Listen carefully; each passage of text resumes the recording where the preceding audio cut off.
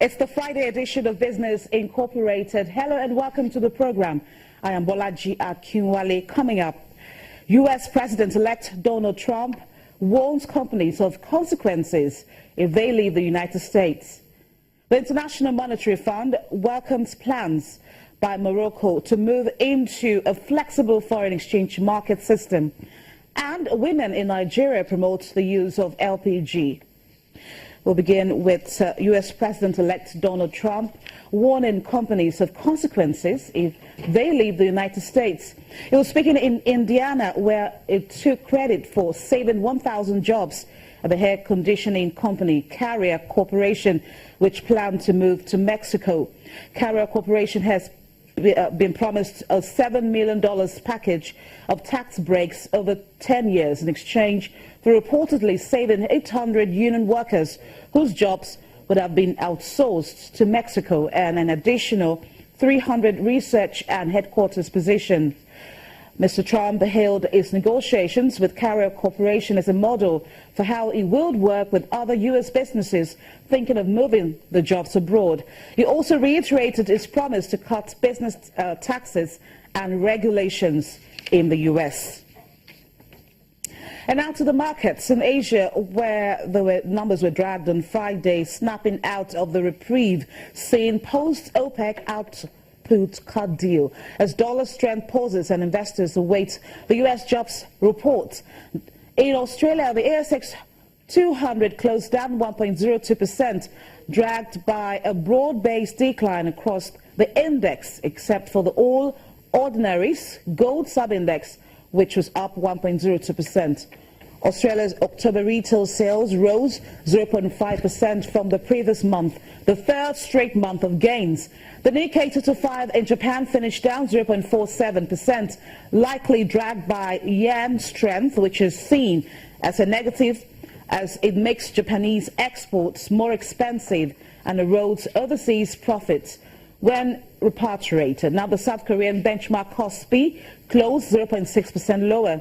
The Shanghai Composite ended down 0.8% at 3,244.48, while the Shenzhen Composite closed 1.6%.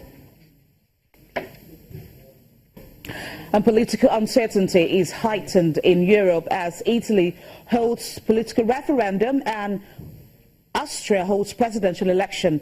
Janelle Dumolong is DWTV financial correspondent. She's joining us from the Frankfurt Stock Exchange to take a look at how the market is doing in Europe.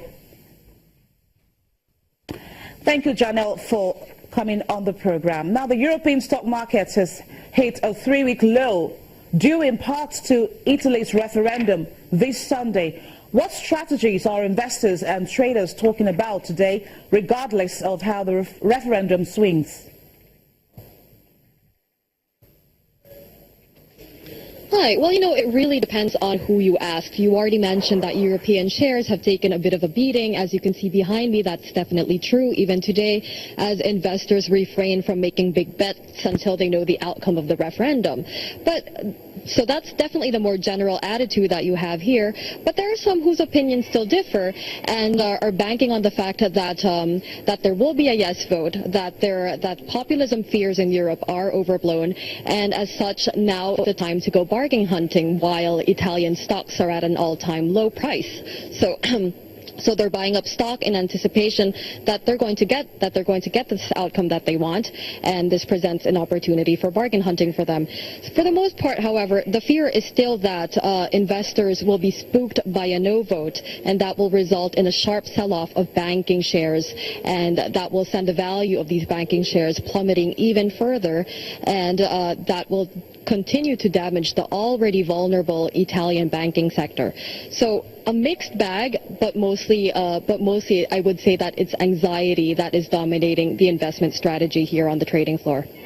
So how is the market reacting to overnight announcement by France's incumbent president, François Hollande, that he would not be seeking a second term in office? To be honest, Hollande's announcement that he won't be seeking re-election isn't really moving markets that much. It's been quite clear for a time now that Hollande would have a very hard time if he did choose to run again because of his because of his very low approval ratings. And the other reason, of course, as you mentioned, is that investors are looking to perhaps more immediate events in Europe, like the referendum in Italy and the Austrian presidential election on Sunday, and it's taking a bit away from the weight of Hollande's announcement.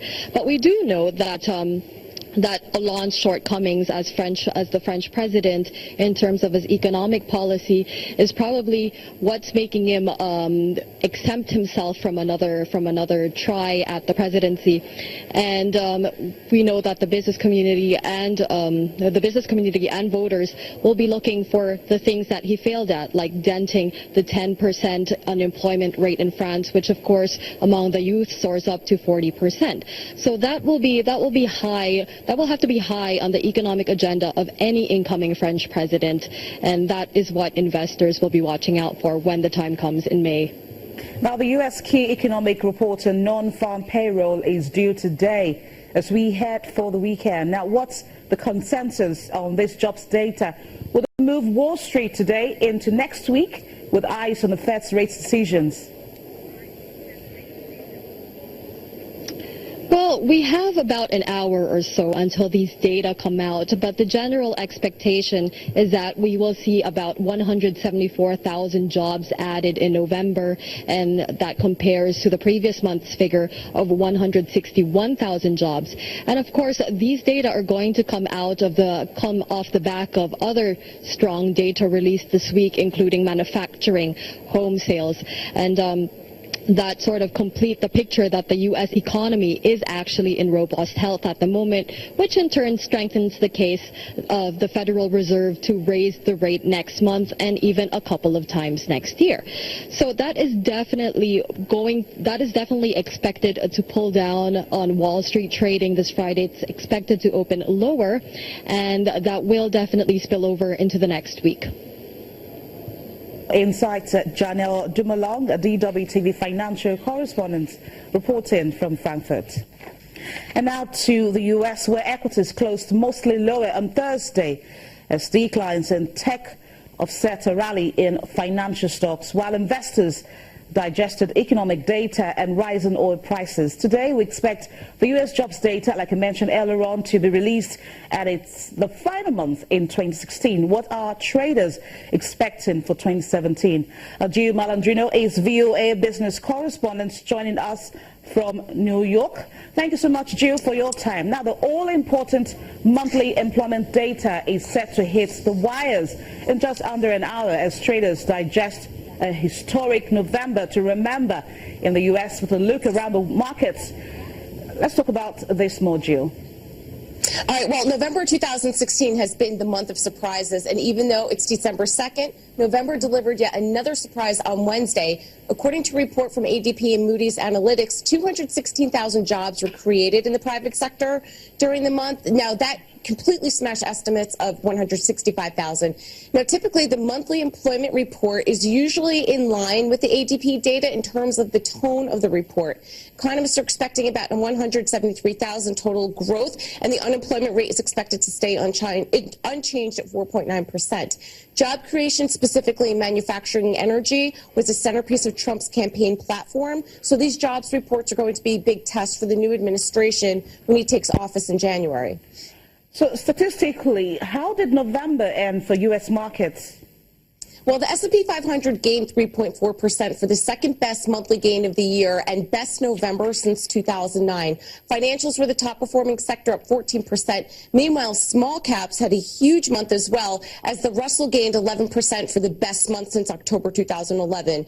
When as good as November was for equities, it was that bad for bonds, as the major index was down about 4% for the worst month on record. That goes back to 1990. The 10-year note rose 56 basis points, and that's for the largest monthly jump since 2009.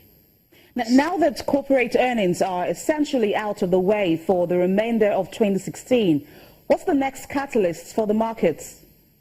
Well, holiday retail sales will dominate company-specific coverage as the traditional start to the season kicked off on Thanksgiving with record-breaking numbers. The general tone of the consumer seems to be more positive with the election out of the way and the market responding favorably to President-elect Trump. And December historically is friendly to the markets anyway. The next potential event that could bring some volatility back is the interest rate decision that will be delivered by the Fed on December 14th. Even though a 92% chance for a hike is baked in, the headline will cause an immediate reaction regardless if it's expected or not. That's just the way the markets are. With the surprise Trump win and the fact that economic data continues to improve, the Fed almost has to raise for the sake of remaining apolitical. Now, traditionally, December is what U.S. traders call a Santa Claus rally. Now, do you expect the same this year?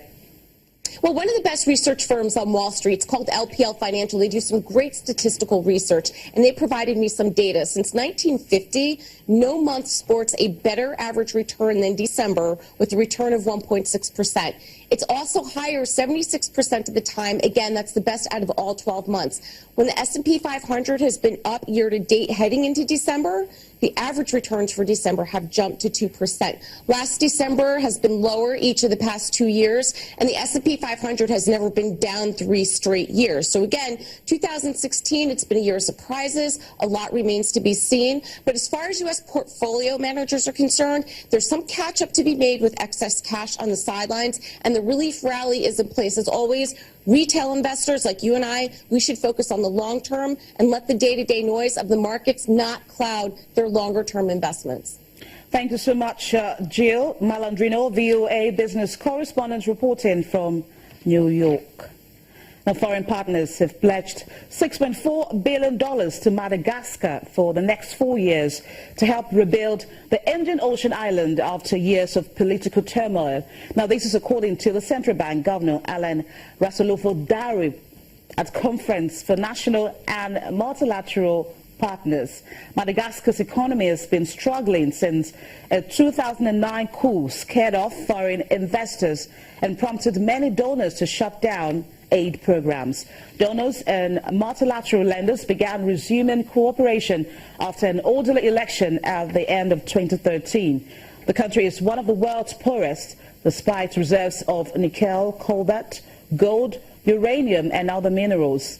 The existing National Development Plan runs from 2015 to 2019. Some of the pledges made by donors and financial partners covered the period of 2017 to 2020, while others ran from 2017 to 2021.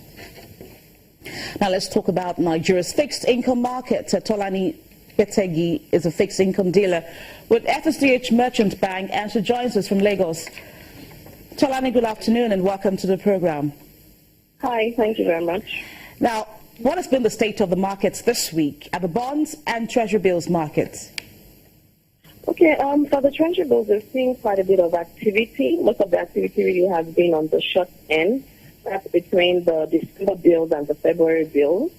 And the rates have ranged between 9.75 all the way to 18.8, the long end of the curve. But there's been quite a bit of activity. We've had a total of 3 auctions, the third one being today. The CBN has offered about 150 billion and we've actually sold 60 billion. We haven't seen the results for today, but there's been quite a bit of activity there. For the bonds, not much has happened there. Rates have ranged between 15.6 and 16.09. That's on the 2019 and the 2036. But activity has been minimal. Now, was there any kind of improvement in the level of liquidity in the market this week? Well, there was the inflow of FAC, about 140 billion, but then from that, the CBN has mopped up about 60 billion. Like I said earlier, we have the open auction. So in terms of improvement, I'll probably say about maybe 80 billion, which is still not significant. Okay, thank you so much, Tolani Petegi, fixed income dealer with FSDH Merchant Bank. Business Incorporated returns after the break. We're talking about how Nigerian women are promoting the use of LPG in the country. We'll be right back.